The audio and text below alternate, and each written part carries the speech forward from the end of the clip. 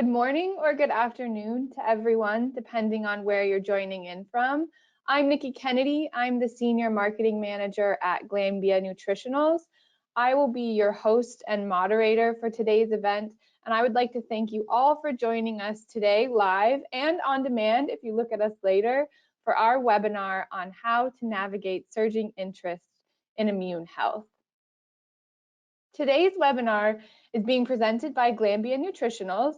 Our broad portfolio of nutritional and functional ingredients, our R&D innovation and application expertise, and our global network of state-of-the-art processing facilities can help you address any product or nutritional challenge. Whether you want to improve a product's flavor, nutrition, stability, texture, or just make the next big thing, we are a partner you can count on for collaboration and the best solutions. And we can also provide you with the most responsive support. Now, before I introduce the topic, I'd like to cover a couple of housekeeping items. When we start the presentation, or actually it is started, you are likely seeing a split screen. And if you don't like this default display, you can drag the bar shown circled that here you can see on the screen to adjust the size of the video or slide portion of your screen. Totally up to you. Now, like I talked about before, we also want your feedback and encourage you to share your comments and ask questions, especially when we bring on our panelists. Please look for the Q&A chat box on your screen. If you have a question, just type it in there, and we'll cover as many of those as we can during the second half of today's event. And we'll do our best to answer as many questions as possible, but we'll also follow up by email to answer additional questions if we run out of time and just don't get to it. Keep in mind, today's webinar is being recorded. We will be able to share a link of the recording with you via email on or before Monday morning. We will also post a link of the recorded webinar on our website in the NutriKnowledge Center, which you can access on the top bar. We invite you to revisit the content yourself and to share it with your colleagues. So let's get started. Like I said, our topic today is how to navigate surging interest in immune health. The objective of today's event is to help build a foundation of understanding in immune health and hopefully cut through some of the noise out there. Now, this felt like an easy feat, but it turns out that this topic is quite broad. So today we'll focus on what impact the pandemic has had on consumer perceptions of health, hopefully deliver some inspiration in terms of product formulation to you, and provide signposts for you to follow when attempting to make a claim, particularly in the US. We also decided to frame these within a few applications. Now, for obvious reasons, we chose supplements, but we're also going to touch a bit on snacking and functional beverages. The first half of today's webinar will include consumer perceptions and associations on this topic area around 4 ingredient categories, which will be micronutrients, some bioactives, proteins, and flavors. But the real cherry on today's webinar is the discussion we'll be having with regulatory expert Justin Prochnow. He'll help us to answer some initial questions on where to start when validating immune health claims in the US. We had originally planned to have our Director of Regulatory Affairs, Kristen Latzo, as part of the panel, but unfortunately she was pulled away last minute. So we'll just pick Justin's brain. Speaking of regulatory, let's confront the elephant in this virtual room. This is a very dense and complex topic, so we're including our disclaimer here. Always check with your own regulatory team before making any product statements. You know, after our team started researching for this webinar, we found that there was just so much information that we wanted to share, and we couldn't squeeze it all into an hour. So we've also created some additional videos and downloadable content that we'll be sharing with all of you over the next few weeks. I'll reference some of it throughout the day, but you'll get access via follow-up emails. So please take a look at it. Let us know what you think. Drop us a note, leave a comment on LinkedIn, send us a handwritten letter, whatever. We would love to hear if you found it useful and insightful. so we can continue to improve the content we create for you. All right, let's jump into the good stuff. When we started planning for this webinar, immunity was an obvious topic. We still think today that it's a very important topic, even though in some parts of the world, maybe where you are, the pandemic is starting to feel like a memory. Maybe not. However, globally, it's still a very real concern. Now, while concern is showing decline in survey data from FMCG Guru's COVID study that was released in February, what we do know is the pandemic has impacted concern for health, and it will continue to be significant. Among those consumers who are still concerned, overwhelming majority cite their loved ones or their own health is among their top 3 concerns. Now, when consumers are asked about their own health, most have concern about the virus, which we can make our own connection then that immunity continues to be top of mind. But what is interesting about their responses is the uptick in other concerns, including weight loss as well as mental health. This is a signal to many that the longer-term effects of the pandemic may not just be related to strictly immunity, just something to keep in mind. Now, immunity is pretty broad, so we wanted to dig a little bit deeper into some of the specifics around immunity. Again, FMCG Guru's studies provided a great way to do this with their global surveys. Here's a ranking of the ingredients global consumers associate with immunity. Some of them are pretty obvious, like vitamin C, while others may carry more of an overall health and well-being halo, like protein. We'll be diving a little more into many of these ingredients in the webinar, and we'll be doing especially deeper dives in some of the follow-up materials that you'll receive afterwards. As I mentioned earlier, we're attempting to cut through some of the noise to get a better feeling on immunity and its impact on key categories our customers are in. So these are the 3 that we're going to cover today, and we're going to start with supplements. We took a look at some of the regional Euromonitor data on supplements to do a comparison of the pandemic's impact on sales growth. So as you can see here, North America appears to have had the largest impact on its supplement market dynamics. It grew year over year 2019 to 2020 by nearly 12%, which was about a 10% increase from growth the year before. That was the largest impact. It was followed by EMEA and then ASPAC, who both saw slightly less retail jumps. Now, given there are a lot of factors at play here, including a large economic impact in certain regions, particularly in South America, where consumers may have wanted to buy supplements but were not able to. But in nearly all regions, it appears that the pandemic somehow boosted supplement sales significantly. We also find that this is supported by consumer sentiment. Midway through 2020 and into 2021, it remained high or showed growth in most regions. Now, the interesting thing I want to point out here is that while North American supplement sales had the most significant growth impact, consumer drivers don't indicate an overwhelming immune health demand jump. It was obviously there, but I expected this to spike.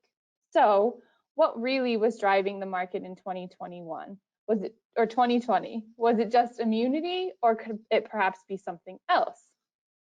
So we looked into data provided by Nutrition Business Journal, and it showed that immune health was certainly a major part of the picture.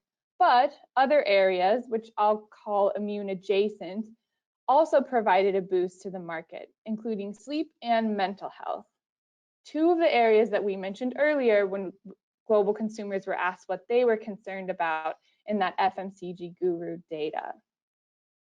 Now, I love taking advantage of a captive audience, so I'm going to ask folks here to take a little poll. Let me just set that up. I'd like to know, are you currently taking an immune supplement? Obviously, that's a little bit broad. It could mean a probiotic, it could mean a multivitamin. Interpret this however you would like, but are you right now taking a supplement, or have you in the past month that's serving an immune purpose to you? Give just a second here.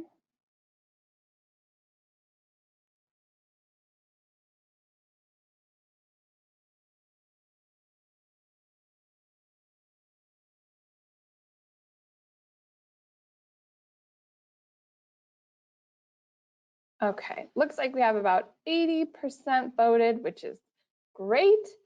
I will close the poll here. So we came out, I'm not sure if you can see this, but basically 61% of you said yes, while 39% of you said no, which is interesting. It's not a perfect comparison to our data because our data is restricted to the US, and I believe we have a little bit wider audience, but it's very interesting to see the differences here. Now, I didn't ask this in our poll that we just did. I let you define immune supplements however you wanted. However, we did ask those same consumers who indicated they were taking an immune health supplement what they were actually taking. And if you see there, I don't think anyone would be incredibly surprised by these results, but you can take a look here and see that vitamin C ranks at the top, followed by multivitamins, and then vitamin D, which, if I recall, received a lot of press around its potential in immune modulation of COVID. Not sure it was substantiated, but it got a lot of press. There are also a few, other immune associated ingredients here. This data comes from our own ongoing US consumer tracker and is the combined result from March, April, and May 2021 surveys. And a very special thank you to Emily Halleck, who provided all these updates with the latest information. Okay. So this data that we just saw begs the question, well, that's today, and there are already indications of concern dwindling, so should we expect this level to maintain? To which I would say, well, the consumers that we talked to said they are going to keep it up. So based on our survey data in the US, most people plan to maintain usage, and among category buyers, about 2 in 3 are likely to spend more, which is really promising for this category. And I think it may be an opportunity to work in some of the more exciting ingredients and bioactives into new formulations. So bioactives like lactoferrin or other optimized botanicals are an opportunity for brands to tap into a highly engaged supplement consumer. We have a great video that we'll be sending to attendees that looks at some of the bioactives in our portfolio, presented by our very own Dr. Sarah Flynn. Sarah does a great job to explain the technical aspects of these pretty amazing ingredients and the science behind them. So be sure to look out for that in your inbox, especially the more science-minded out there. I think you'll really enjoy it. Okay, so let's move into snacking. Snacking is definitely one of those topics that's been top of mind, both from a comfort perspective as well as a potential opportunity as an alternative to immune health supplements. We're going to start with the comfort side of things. Again, data here from FMCG Gurus shows that on a global front, snacking for comfort or buying food for comfort is highest in North America, followed by South America and Europe. Not surprising, especially if you lived in my house over the last 18 months, but I want to hear from this group again. So we have one more poll. This is either going to make me feel better about my own snacking tendencies, or it's gonna have me get a grip on myself. So I think it's all set up. So how would you best describe your snacking tendencies?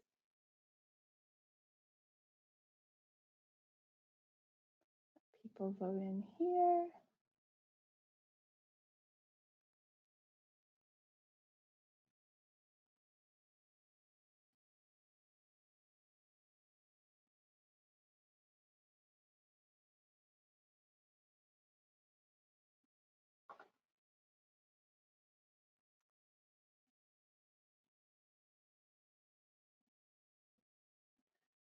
Okay, so more than 80% have voted.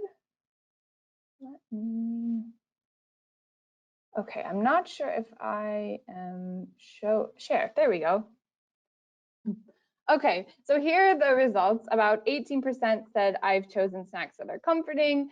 16% said I've chosen snacks that are nutritious, but most people have chosen a combination of nutritious and indulgent snacks, which is something that we expect to see so going forward. So no real surprise there, although I should probably think more about nutritious snacks than I do at the moment. Snacking, is really one of those areas I think that has huge potential when it comes to functional and health benefits. I want to talk a little bit about this data from the Hartman Group, which really solidifies this notion for me. So their snacking research is absolutely exceptional, and I highly recommend you look into it if you're serious about snacking, especially in the US. Their latest research highlights what they call the modern snacking framework and its evolution in snacking in the last 18 months among consumers.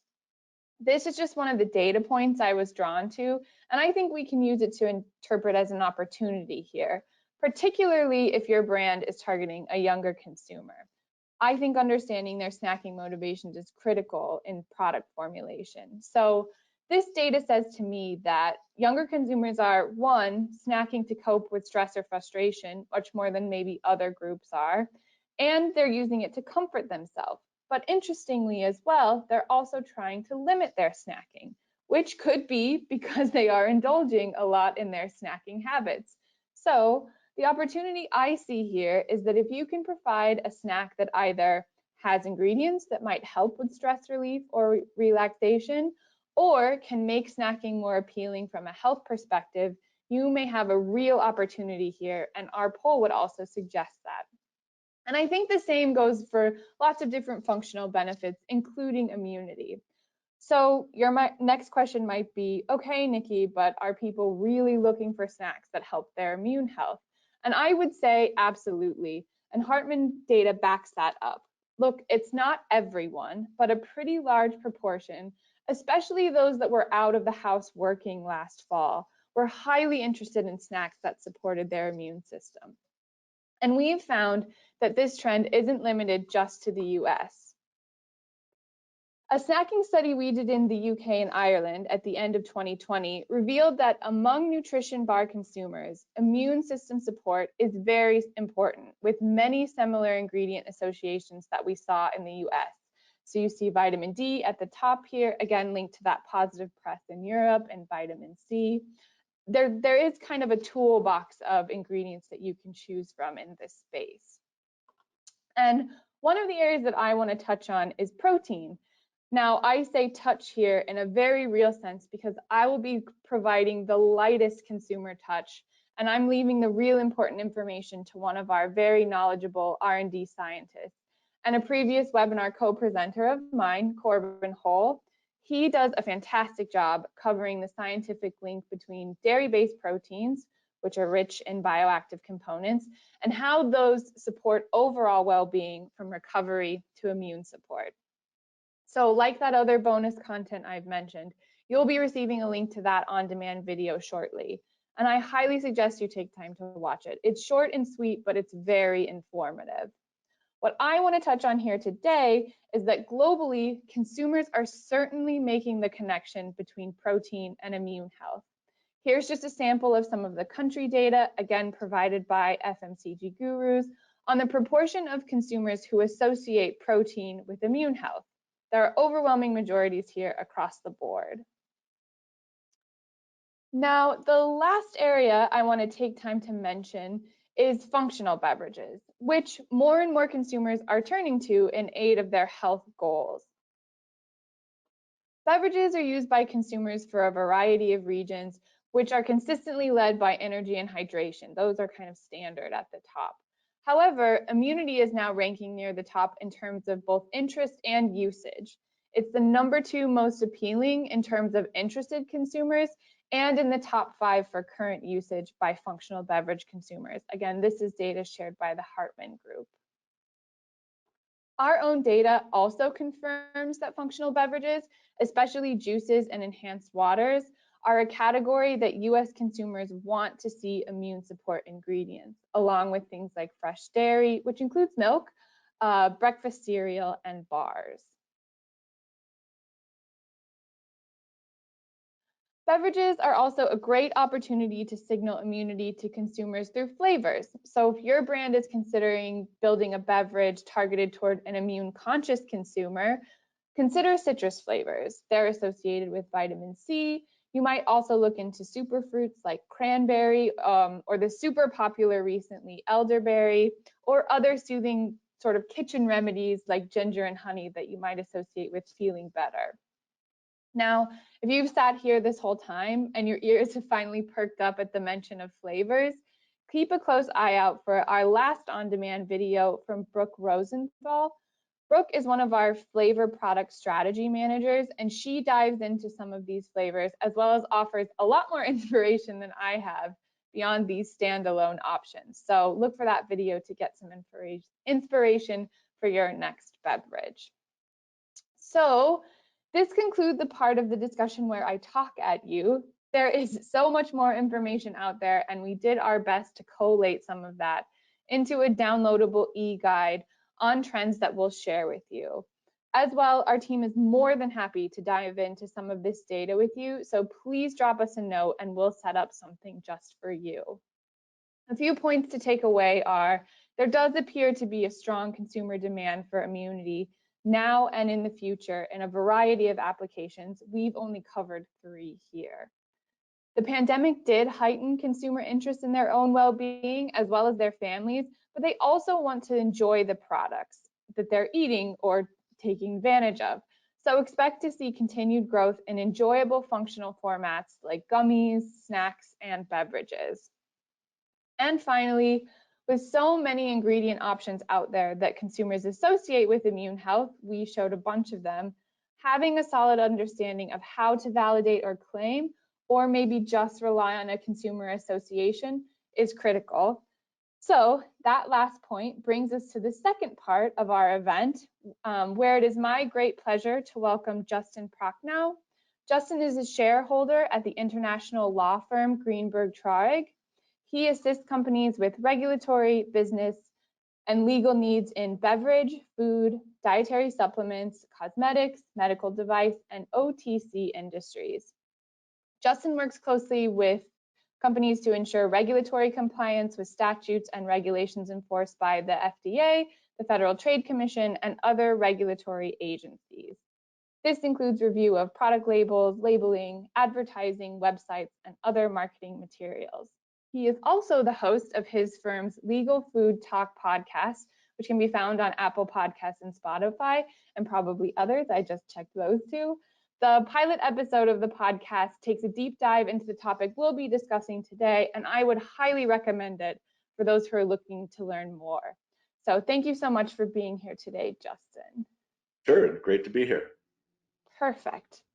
So we just went through some of the more consumer-focused aspects of immune health demand. In your recent experience, have you seen an uptick from your clients' interest in immune health claims on new products? And have you found that these claims that they're wanting to make are achievable? I guess, in other words, is it more difficult than most think to make a compliant immune health claim? So first, great intro and information on this. I mean, it is definitely, I would say, 2019 was probably the year of CBD and hemp. I never thought I would be a CBD and hemp lawyer, and all of a sudden, because it was the most popular ingredient in the history of mankind, with the passage of the 2018 Farm Bill, that seems like all I did in 2019. But 2020 was definitely the year of immunity products and immunity claims. And probably no better indication than the fact that both the FDA and the Federal Trade Commission probably issued, hundreds of letters to companies making products with, unfortunately, impermissible immunity claims related to COVID. I actually think it's fairly easy to make permissible immunity claims, but there's a couple key factors that people have to keep in mind. And so maybe we start there with the number one overall mantra, unless you're selling a drug product, is you cannot sell non-drug products to diagnose, treat, cure, or prevent a disease. If if no one else listens to anything else I say today, that's probably the number one thing is you start from there. You cannot make claims that suggest a product will diagnose, treat, cure, or prevent a disease. So guess what? COVID is a disease. The coronavirus. It, you know, viruses,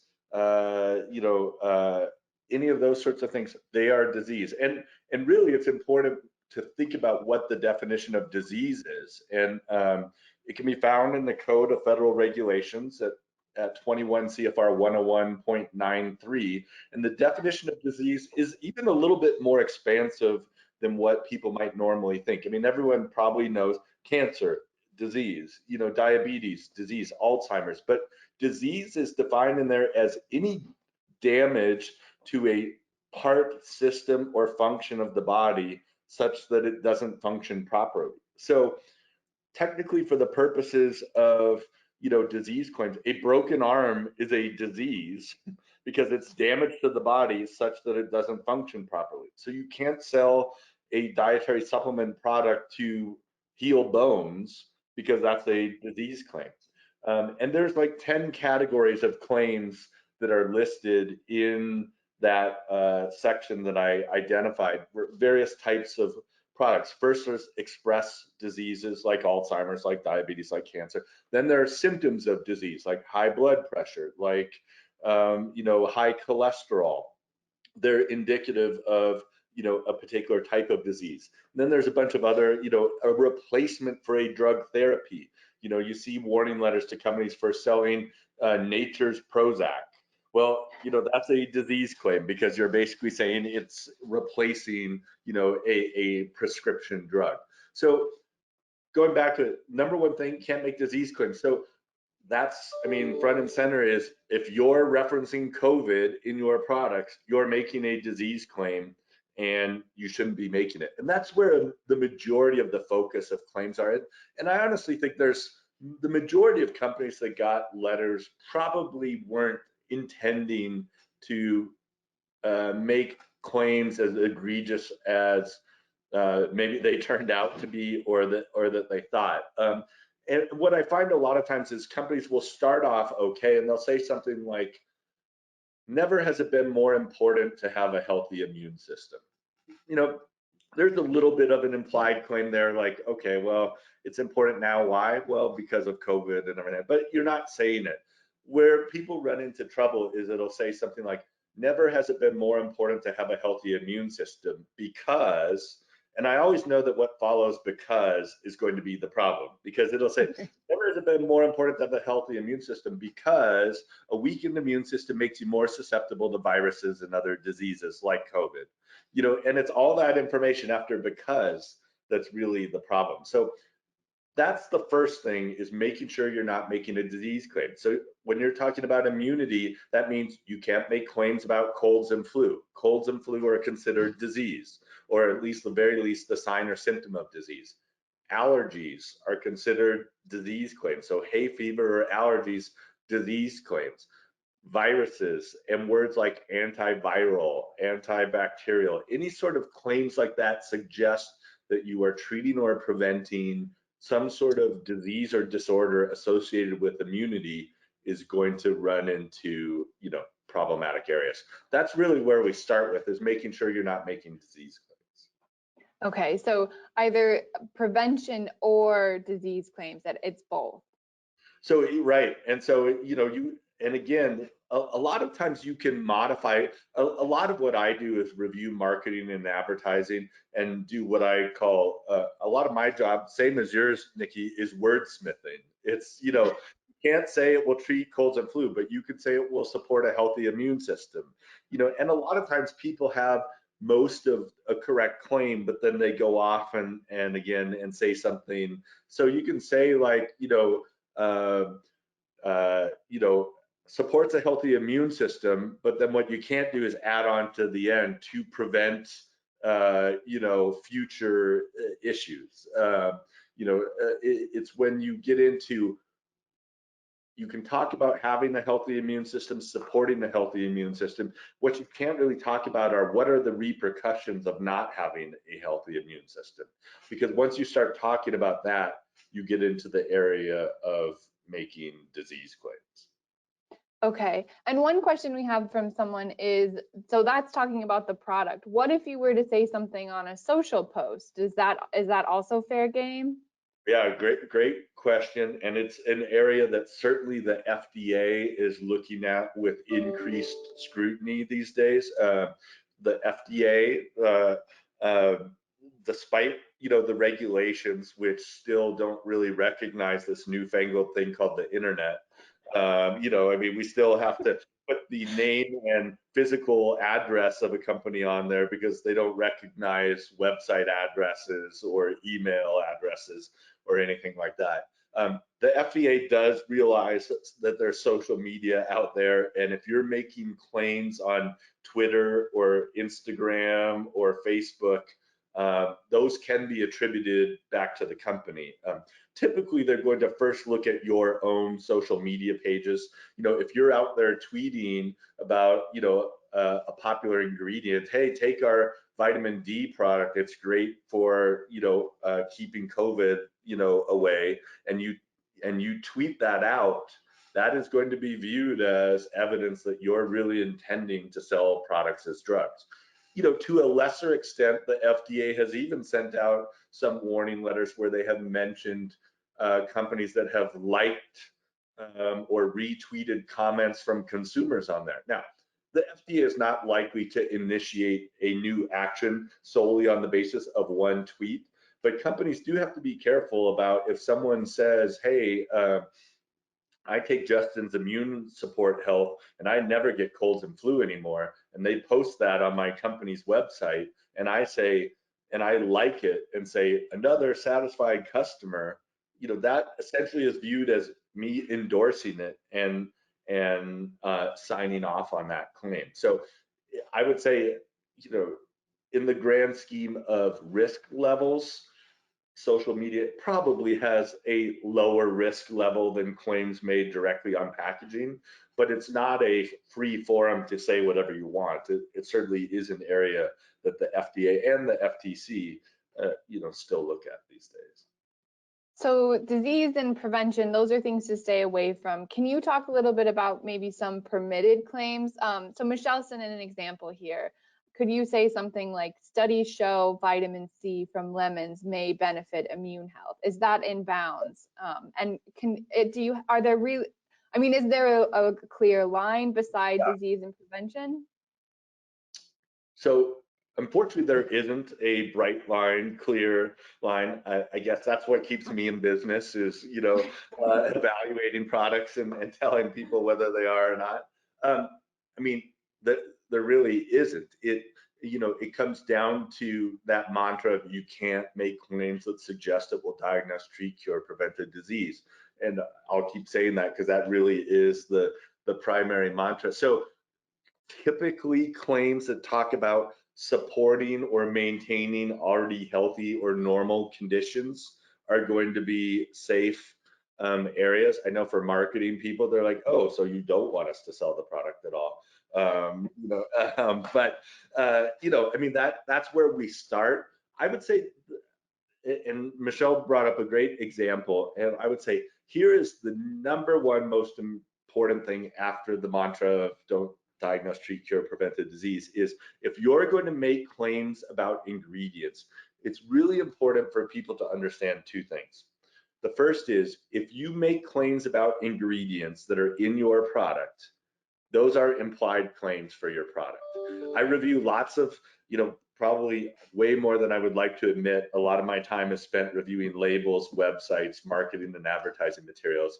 And I get that from a lot of people like, oh, well, we're not making claims about the product. We're just making claims about those ingredients. Well, if you're making claims about ingredients that are highlighted in your product, the FDA is going to view those as implied claims for your product because they're going to say, of course, the takeaway from consumers is if you're saying all these studies show that vitamin C helps with immunity and you're touting a product with 500 milligrams of vitamin C, of course, the takeaway from consumers is going to be, Well, that product then is going to help with immunity. And of course, that's why you're saying it. You want people to have it. So there, it's not a loophole to say, well, we're not making claims about the product. If you're making claims about ingredients, you are making claims about the product. But even more important is if you're going to do that, then you need to make sure that you have enough of that ingredient in your product to make the claim.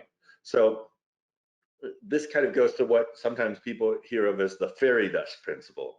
You know, what the FDA and the FTC don't want you to do is sprinkle a little bit of a certain ingredient in your product and then talk about all the benefits when you don't have nearly enough of that ingredient to actually, it's misleading. So, you know, if all the studies show that you need, what, let's just say 100 milligrams of vitamin C, and you have 10 milligrams in your product, and you make that same statement about studies have shown that vitamin C helps with an immune system, but then in your product, you've only got 10 milligrams, that is misleading to be talking about vitamin C when you only have 1/10 of what the studies show helps with immunity. And that's the other area where I think I see a lot of companies fall short on their claims is they look online, you know, or I hear this a lot, everyone knows that vitamin C helps with immunity. Well, everyone does, but everyone doesn't know how much you really need in order to support that. And in order to make a claim, you have to have the standard of competent and reliable scientific evidence to support any claim. And probably one of the hardest things everyone asks is, well, what constitutes competent and reliable scientific evidence? And I usually read, there's this very long paragraph from the FTC about what they believe constitutes, but the real answer is essentially whatever the FTC decides on that particular day is enough. So basically you want as much as possible. The gold standard is a double-blinded placebo-controlled clinical trial on your product. Pretty rare that people have that. So it's finding as much information you can about that ingredient. And I always recommend that companies put together their own substantiation file, which has all of the different studies available for that particular ingredient in the event that they ever get challenged with it, they have it. But that's really, that's the second main thing. One is don't make disease claims. Two is if you're going to be making claims about the product or ingredients in the product, making sure that you have sufficient science for the amount that you have in your product to make the claim. So, I mean, that brings up a really interesting point because, you know, correct me if I'm wrong, but it's the product manufacturer and the marketers who are responsible for claims made on their retail products because they control how much goes in. So the tension between sort of ingredient suppliers and the brand is there because, you know, the product gets to be chosen and made by the manufacturer. But is there an area where maybe an ingredient supplier may carry a bit more burden? Can you talk a little bit about that? Sure. Yeah, it's always an interesting thing, and I certainly represent ingredient suppliers like Glambia, as well as, you know, private brand owners, as well as manufacturers and kind of everyone. And everyone does have at least some responsibility. I would agree with you that, you know, for the most part, ingredient suppliers are supplying the ingredient, and most ingredient suppliers say, you know, here's some information, but kind of as your disclaimer was at the beginning, at the end of the day, you're responsible for ensuring, you know, talking with your own legal counsel and making sure what, you know, the claims that you have are substantiated. Because as you said, you don't know for sure what companies are going to be saying about the product. Now, I suppose there are some instances where if you're heavily involved with them and you're supplying an ingredient that you know a company is making improper claims. Let's say you're the ingredient supplier, you're supplying an ingredient, and you've seen their packaging that says this will help cure cancer, you know, something to that effect, and yet you continue to supply the ingredient. It's possible that FDA or, you know, the FTC could come looking at you, but the reality is, for the most part, as you said, it's going to be the company that's putting that product out into the market, the private brand owner, the manufacturer, even probably the retailer has more liability in most cases than the ingredient supplier, because the retailer is the one who actually has it there. And so whether it's a brick and mortar location like a Whole Foods, or it's a online retailer like Amazon, they are also potentially responsible for the products they have, which is why you see, especially for some of the more buttoned up companies like a Whole Foods, that they have a pretty rigorous vetting process, because they know that if something goes wrong, they might be on the hook for it as well. So ingredient suppliers, not usually as much, unless they're making express claims like, yes, you can do it. So again, it's always important as an ingredient supplier to be providing those good disclaimers and kind of like, hey, here it is, here's some information, but at the end of the day, it's up to you because and I'm sure you will always get companies who say, well, what can we say about it? Like, because they're buying the ingredient, they want to know what they can say about it, and so you might provide some general information, but still at the end of the day, they're the ones responsible for it. So yeah, one of the questions that's been coming up, that's great. Thank you so much. I think that is always sort of the tension that exists between the ingredient supplier and the brand. But one of the things that's come up as well, and obviously because I talked about it here, can you talk about a little bit of the differences when it comes to a food and a supplement ingredient, and how is, again, looking for a bright line that probably doesn't exist. Can you talk just a little bit about that when it comes to making claims? Yeah, you bet. So there is a fairly, the types of claims you can make for products is one of the bigger differences between supplements and food and beverages. It's always an interesting question, both in terms of a company looking at a product and deciding how they're ultimately going to sell it. And you have products that could kind of go into either product category. Think about something like a protein powder that could potentially be sold as either a powder for a beverage mix or as a dietary supplement, or the energy drink, liquid energy drink, energy supplement category, where you see products kind of sold both ways. From an ingredient standpoint, quick ingredient 101, ingredients in food and beverage products have to be approved food additives, or GRAS, which for those who don't know stands for generally recognized as safe. And you can have that one of three ways. You can have it, there's specific regulations which establish ingredients as GRAS. If there's not a specific regulation, then you can look to historical use, and the date is January 1st of 1958. So if it's been commonly used in foods for 63 plus years, then you can kind of establish it as GRAS without a specific regulation. So most fruits, vegetables, greens are GRAS. Just there's no regulation which says apples are GRAS, but Right. they've been consumed for thousands of years, so the safety has been pretty well established. I used to say, kind of rule of thumb is anything kind of on your plate at lunch or dinner is likely to be GRAS. That's kind of shifted. There are some new things that aren't not always on there, so I'm not sure you can say that anymore. Certainly some of the newer ingredients, things like mushrooms, are not necessarily GRAS. Activated charcoal in a dirty lemonade type of product, those types of things are not necessarily GRAS. So if there's not historical use, proof of historical use, or there's not a regulation, then there's called the self-affirmed GRAS process, which certainly Glanbia has used for a number of its ingredients. And you hire a third party to establish or internally and establish all of the available scientific information, and basically make a determination that it's GRAS for particular uses. That's on the food beverage side of things. On the dietary supplement side of things, it's generally a broader category. You basically just have to meet the definition of dietary ingredient, which is a vitamin or mineral, an amino acid, an herb or other botanical or an extract, constituent or metabolite of one of those categories.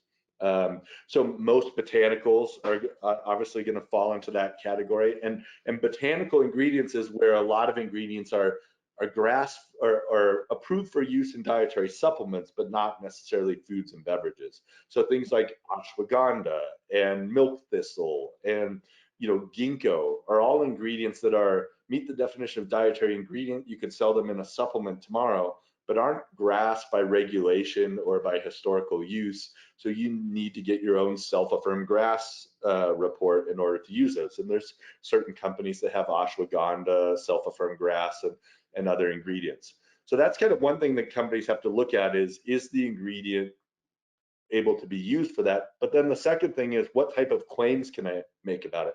And that's really, especially here in the immune category, a big determiner, because technically you are not allowed to make claims for non-nutrient ingredients in a food or beverage. So we hear this category of functional beverages, functional foods. It's not a recognized category from the FDA, but people talk about making claims. You're allowed to make claims that relate to aroma, taste, or nutritive value.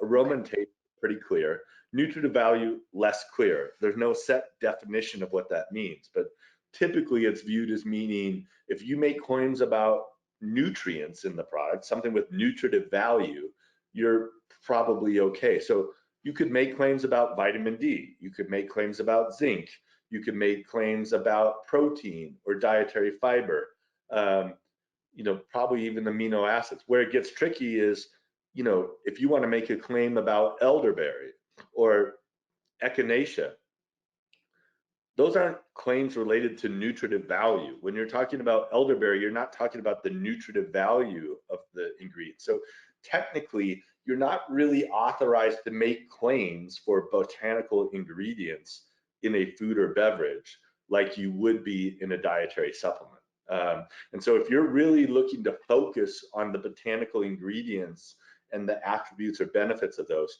you're really probably looking more down the supplement road than you are down the food and beverage road. Now, that is technically what the law is. I'll give you the quick practically what happens. And practically, the FDA, in the history of FDA warning letters, has never sent a warning letter to a company that says, hey, you're making an otherwise permissible claim, but it doesn't relate to aroma, taste, or nutritive value, so you can't make it. They just don't usually make that distinction. They're really looking at it going back to the callback to what we first talked about, which is, does it say it will diagnose, treat, cure, prevent a disease? If not, then we're not too worried about it. So they're not really splitting hairs as to, is that a claim about nutritive value or not? Ironically, it's more likely to come up with some retailers, most notably our friends in Austin, Texas, who look very closely at those type of claims. And Whole Foods will say, hey, this is a food or beverage product. That's not a claim that relates to aroma, taste, or nutritive value. We won't take that product. And they've just decided to plant their flag on that hill.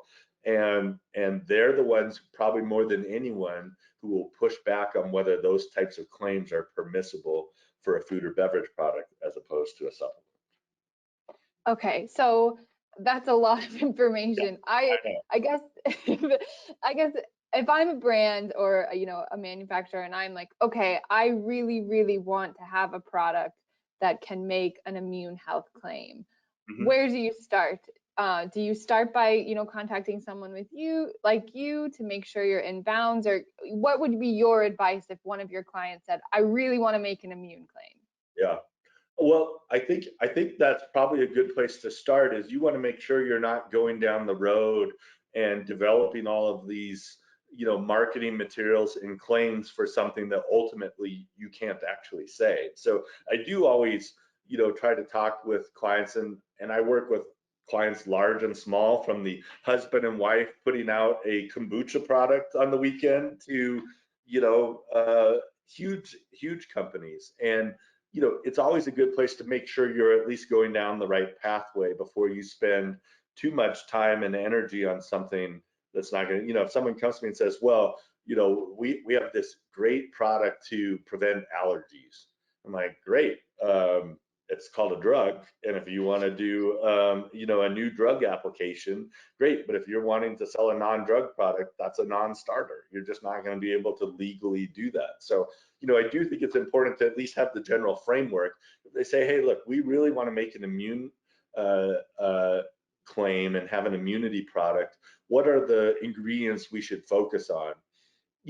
I would say it's probably easier to focus on some of the vitamins and minerals because you can make those types of claims regardless of the type of product it is, as long as you have the science. And then the next issue is finding the science on it. And there's some consultants that we recommend to people who can track down scientific information on it. You start focusing on those ingredients and then the levels. And the levels that you want to use and are necessary do also potentially implicate whether you're going to sell it as a food or beverage or as a supplement. What I'm finding over the last year is a lot of companies wanting to just add vitamin D or zinc to whatever product it happens to be. And some ingredients like vitamin C, you can add basically to anything without restriction. The way the regulations are set up, some ingredients are just permitted to be used within good manufacturing practices. So as long as it's safe, you can add it at any amounts. Other ingredients are only permitted for certain purposes and at certain levels. So for like caffeine, you're only allowed to add it to cola-like beverages at up to 0.02 parts per million. So it's about 70 milligrams per 12 fluid ounces. Anything more than that, you can't rely on the regulation and you would have to go out and get your own self-affirmed grass. Vitamin D is one of those ingredients that is only GRAS or approved food additive for very specific purposes. And this is one that I find a lot of people either did not realize or just are ignoring it. And you'll see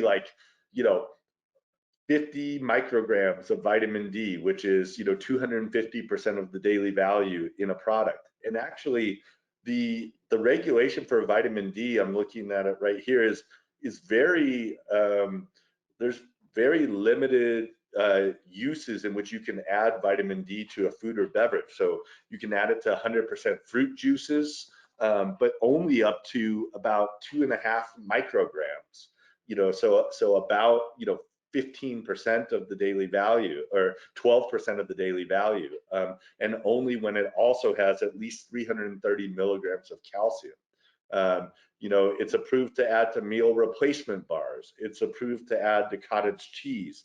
But there's really only a limited category of products in which you can legally add vitamin D to products. So that's the other really important thing, is to make sure that whoever's formulating it really understands those rules, because I've had several companies come to me and their final labels getting ready to print, and I'm saying that's way above the level of vitamin D that you're allowed to have in the product. And then they have to decide, are we going to switch everything and sell it as a supplement? Are we just going to roll the dice and hope FDA never says anything?